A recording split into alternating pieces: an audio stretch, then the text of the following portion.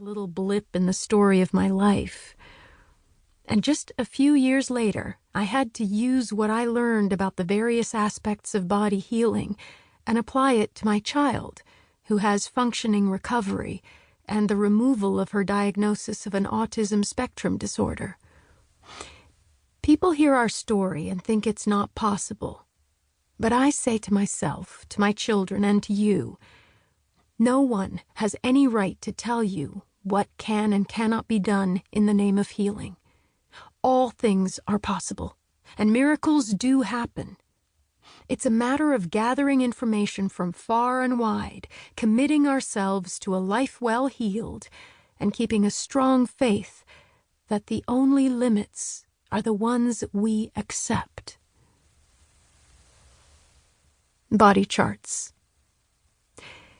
Teaching you how to rearrange the dialogue within the body is my primary goal for writing this book.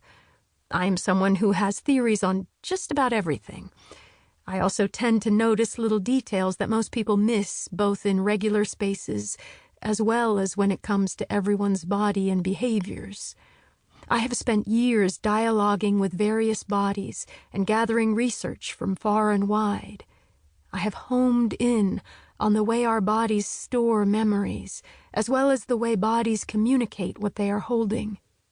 I have created 2 charts from all my studies, the muscle emotion chart and the somatic emotion chart.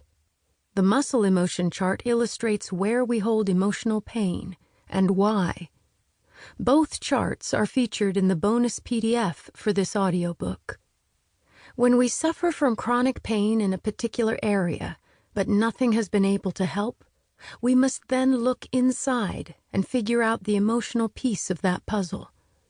It is the act of understanding and liberating the heavy body pain. The other chart, the somatic emotion chart, somatic is a fancy term for body, summarizes how I find the body to store emotional experiences and how we can work through them for release and renewal. Both charts are based on over 20 years studying these subjects. I consider them my life's work. These charts show how I have come to know and understand the messages of the body and use these messages to teach us all how to take control of our own healing once and for all. Now we can use these practices to champion our cause for improving the health of our minds and bodies instead of perpetuating self-destruction. Working through each aspect of the somatic chart can liberate each of us in an entirely new way. What I'm starting to learn is that using these charts does more than help us recover from traumatic events and PTSD. That seems to always be the big focus on healing, and rightfully so. But it should not be the only focus if we want to truly heal. Our life is not a summary of a few tragedies.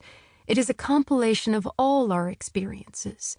Those situations create a pattern for each of us, which evolves into how we process everything that comes at us.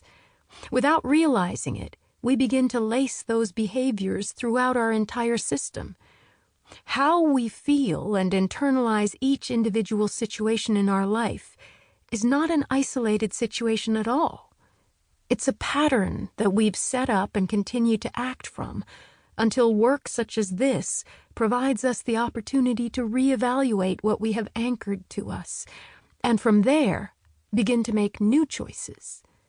My hope in offering this interactive book is that all the tools you will need for this work are provided within this text.